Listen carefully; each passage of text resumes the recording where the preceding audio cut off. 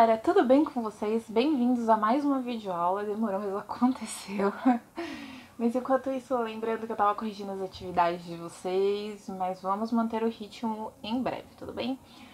Parabéns por terem entregado todas as atividades que entregou e muito obrigado por isso. Vocês não sabem como é importante pra mim ver essa evolução de vocês pra gente entrar agora no segundo bimestre, tudo bem? Então vamos lá. Vamos partir da página 1 do bloco 2, que é luz, câmera e ação. Pega lá o livrinho de vocês. Tá vendo? Agora nós vamos dar continuidade ao que nós vimos lá na fotografia. Então esse vídeo vai ser bem curtinho porque vai ser uma introdução do que nós vamos ver, certo? Então, bora lá. Nosso primeiro tópico aqui, lá na página 1, é do cinema mudo à computação. Então, o que acontece? Nós vamos ver desde o princípio da nossa filmagem até os dias atuais, onde nós fazemos esses filmes, os longa-metragens, com computação, certo? Vocês lembram qual foi a data da primeira fotografia? Deixa aqui pra mim nos comentários. Vocês lembram que foi lá em meados de 1800 e não vou dizer pra vocês deixarem aqui? Pois é, galera, e a filmagem, essa evolução do cinema começou lá em 1895. Quando vocês me disserem aqui a data, vocês vão ver que não foi um tempo muito longo da primeira fotografia até a primeira filmagem, certo? A primeira filmagem que deu certo, tá bom? E aqui nós não estamos falando mais das linhas contínuas que a gente produzia junto com o stop motion, apesar deles estarem ali acontecendo neste mesmo momento, porque as películas tinham que se juntar para conseguir dar aquela continuidade gigantesca, que são os longas e os curtas. Mas aqui nós vamos falar um pouquinho de como foi a captura e a reprodução disso. Lembrando que qualquer dúvida vocês podem deixar aqui ou podem mandar para mim no Schoolies ou no Binóculo. Então, em 28 de dezembro de 1895, os irmãos Lumière tiveram sucesso em capturar e reproduzir a primeira filmagem, vamos chamar assim. Eles tinham um objeto que não era a câmera que nós temos hoje. O invento era chamado de cinematógrafo, tá bom? E que consistia o cinematógrafo? Eu vou deixar aqui as imagens, eu vou deixar aqui a imagem para vocês no cinematógrafo e vou explicando para vocês como é que funciona, tá bom? Este é o cinematógrafo que vocês vão ver primeiro e agora em seguida vão ter algumas partes que eu vou explicar para vocês, certo? Primeiro, o cinematógrafo é apoiado num tripé, tá bom?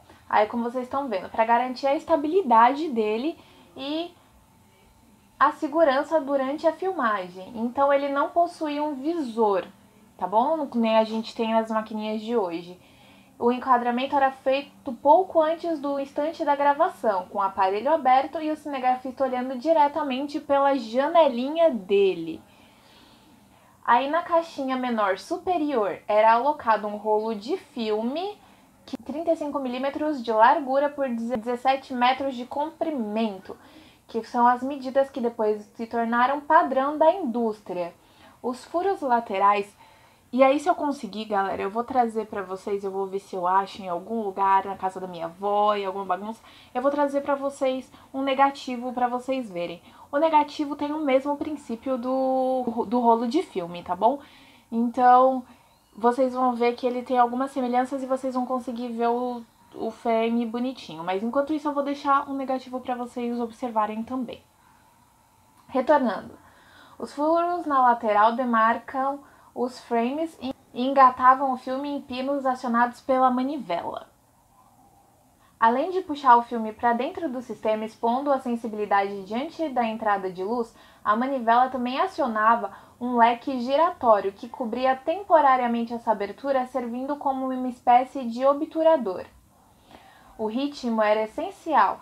Cada segundo o cinegrafista devia completar 2 voltas na manivela. Isso garantia que, por exatos 16 frames, o vídeo tinha tempo de exposição necessário para registrar a imagem. Aí o mecanismo recolhia a película em outro compartimento escuro e protegido. Também dava para copiar um filme correndo o negativo em paralelo com o filme virgem, que é um filme que não tem nada. E assim, galera, por que que ele saía de um compartimento aqui que tava enroladinho para um outro compartimento escuro? Porque o filme que eles usavam é fotossensível. Por quê? Lembra que na fotografia era a mesma coisa? Eles usavam as plaquinhas ou os filmes fotossensíveis para registrar a imagem? No vídeo é a mesma coisa, só que em constância. Então, vamos lá. Cada segundo tinha que dar 2 voltas. Então, o cara ficava lá dando 2 voltas enquanto o filme ia subindo e enrolando em outro compartimento, certo? O filme que eles usavam era tão fotossensível que eles conseguiam captar as imagens e passá-las e mostrá-las, né, no mesmo dia, certo? Então, assim, para eles começarem a fazer, eles abriam esse compartimento que tem da caixinha, colocavam uma luz na parte de trás e aí o filme ia ser reproduzido pela lente de aumento. Então era um trabalho bem engenhoso para a época, certo? Lembrando que o cinema se dá através de projeções. Até hoje é assim, tem lá a cabine de projeção e a tela fica ali na frente para nós assistirmos o filme. É óbvio que com tecnologias mais diferenciadas do que nessa época, certo? Hoje em dia não tem ninguém lá que vai ficar girando a manivelinha, beleza? Mas, professora, eles foram os únicos que tentaram? Como é que aconteceu? Lembra que nós vimos no bimestre passado a evolução da fotografia de movimento e como se deram alguns estudos? Pois é, partindo lá do traumatópio, que são 2 frames, uma figura de um lado e uma figura do outro, e se a gente virasse bem rápido, elas se completavam, nós vimos que outras partes e outros brinquedos começaram a aparecer, como por exemplo o zootrópio, que nós vimos também, eu deixei no vídeo de revisão, eu vou deixar aqui os cards do vídeo de revisão para vocês. A partir disso, nós também tivemos o zooproxicópio. O que é isso, professora? Ele é basicamente o zootrópio, só que colocado de uma maneira diferente. E aí ele já foi feito com fotografias. Ele foi criado em 1876 por Edward Muybridge. Vou deixar o nomezinho deles aqui para você, Edward Muybridge. E como que ele fez esse zooproxicópio dele? Primeiro ele colocou 12 e depois ele colocou 24 câmeras ao longo de um hipódromo e aí ele registrou a passagem do cavalo. E essas fotos que ele utilizou para fazer essa passagem, ele uniu ela em frames para conseguir fazer com que virasse um curta, entendeu? Então, no mesmo princípio do zootrópio, ele tava ali naquele girozinho. Se eu conseguir, eu deixo uma imagem do proxicópio, do zooproxicópio para vocês, tá bom?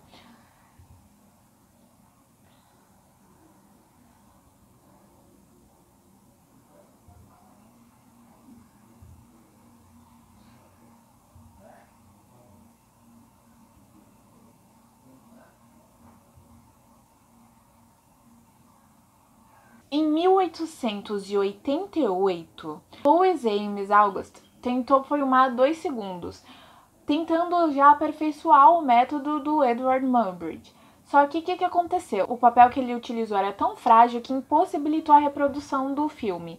Então, esses 2 segundos que ele gravou não deram certo. E aí vieram os irmãos Lumière com o filme deles e conseguiu ter sucesso nessa aperfeiçoação e nessa passagem do filme, tudo bem? E o primeiro filme que eles fizeram, eu vou ver se eu acho pra deixar um trechinho pra vocês. E me perdoem a pronúncia, mas o meu francês é horrível. Mas o nome do filme que eles lançaram foi Arrivée d'un train garé à la Corsia, que é a chegada do trem à estação Corsia. Então, assim, foi algo bem simples, eles gravaram aquilo naquela manhã e foram reproduzir, certo? Isso gerou algum pânico por parte de algumas pessoas que pensaram que o trem realmente estava vindo ali, tipo, naquela tela gigantesca pra cima deles. A partir desse marco, as coisas só foram evoluindo e se aprimorando cada vez mais, certo? Então pega lá o livrinho de vocês, vamos dar uma olhada aqui em algumas partes que nós temos. Do cinema mudo à computação. Cada imagem aqui revela uma manifestação ligada à linguagem artística. Então, olha aqui. Aqui nós temos aqui um trecho de uma peça, aqui nós temos uma animação e aqui nós temos um diretor de cinema. E aqui no cantinho vocês têm as legendas. Eu vou deixar aqui pra vocês enquanto eu vou falando, tá? O primeiro quadrinho é a cena do filme O Artista, dirigido por Michael Hazanavicius. No quadrinho número 2, nós temos a cena do filme O Rei Leão, desenho animado produzido pelo Estúdios Disney. E no quadrinho número 3, nós temos o diretor Tim Burton, com o personagem de seu filme de animação, Frankenweenie. No quadrinho número 4, ali no cantinho, nós temos John Lasseter, diretor da sequência de filmes de animação digital Toy Story, com os bonecos inspirados no personagem.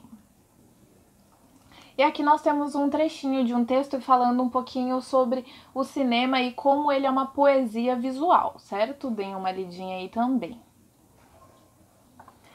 Aí aqui na página 2 nós temos alguns registros de vivência em arte que vocês vão responder para mim, certo? Nós temos aqui um trechinho de um texto chamado Caixinha de Ideias e Emoções, que resume mais ou menos a ideia desse bloco, certo? Que nesse bloco a gente vai conhecer diferentes técnicas para produzir e reproduzir imagens.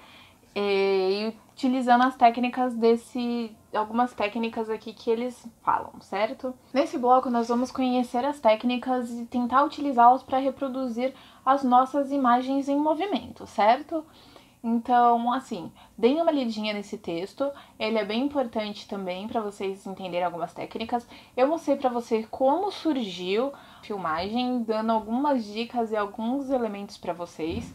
E isso tudo vai ficar bem resumidinho e bem explicadinho aqui no vídeo, tá bom? Qualquer dúvida, não deixem de me perguntar. Esse é o passo mais importante, porque daqui em diante vai ficar bem difícil, tá bom? Então é bem importante nós estarmos alinhadinhos, tá bom? Qualquer dúvida, deixem pra mim, façam as atividades e me entreguem. E por enquanto é isso e até!